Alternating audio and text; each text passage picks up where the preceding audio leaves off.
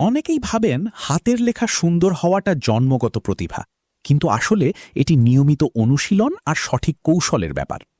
আজকের ভিডিওতে আমি আপনাদের সাথে শেয়ার করব হাতের লেখা দ্রুত সুন্দর করার 5টি সহজ টিপস। চলুন শুরু করা যাক। আজকের ভিডিওতে শুরু করার আগে আমাদের মেধাবীট বিডি চ্যানেলটি এখনও সাবস্ক্রাইব এবং লাইক দিও। 1. কলম ধরার সঠিক নিয়ম। প্রথমেই খেয়াল করুন আপনি কলমটি কিভাবে ধরছেন। কলম খুব বেশি শক্ত করে ধরবেন না, আবার একদম হালকাও নয়। কলমের নিপ থেকে অন্তত 1 ইঞ্চি উপরে ধরার চেষ্টা করুন। এতে আপনার হাতের কবজি ফ্রিলি নড়াচড়া করতে পারবে এবং লেখা স্বচ্ছ হবে। 2. অক্ষরের আকার ও ব্যবধান। আপনার প্রতিটি অক্ষরের আকার যেন সমান হয় সেদিকে খেয়াল রাখুন।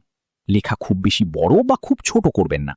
এছাড়া দুটি শব্দের মাঝখানে নির্দিষ্ট পরিমাণ গ্যাপ বা দূরত্ব বজায় রাখুন।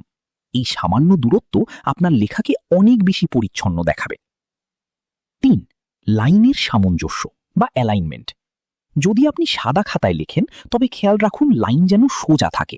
লেখা যেন পাহাড়ের মতো উপরে উঠে না যায় বা নিচে নেমে না আসে। প্রয়োজনে শুরুতে রুল টানা খাতায় প্র্যাকটিস করতে পারেন। 4. তাড়াহুড়ো এড়িয়ে চলা। সুন্দর লেখা একদিনে হয় না। শুরুতে খুব দ্রুত লেখার চেষ্টা না করে ধীরে ধীরে প্রতিটি অক্ষর নিখুঁতভাবে লেখার চেষ্টা করুন। একবার আপনার হাতের স্পিড সেট হয়ে গেলে দ্রুত লিখলেও লেখা আর খারাপ হবে না। 5. প্রতিদিনের অনুশীলন। সবশেষে অনুশীলনের কোনো বিকল্প নেই।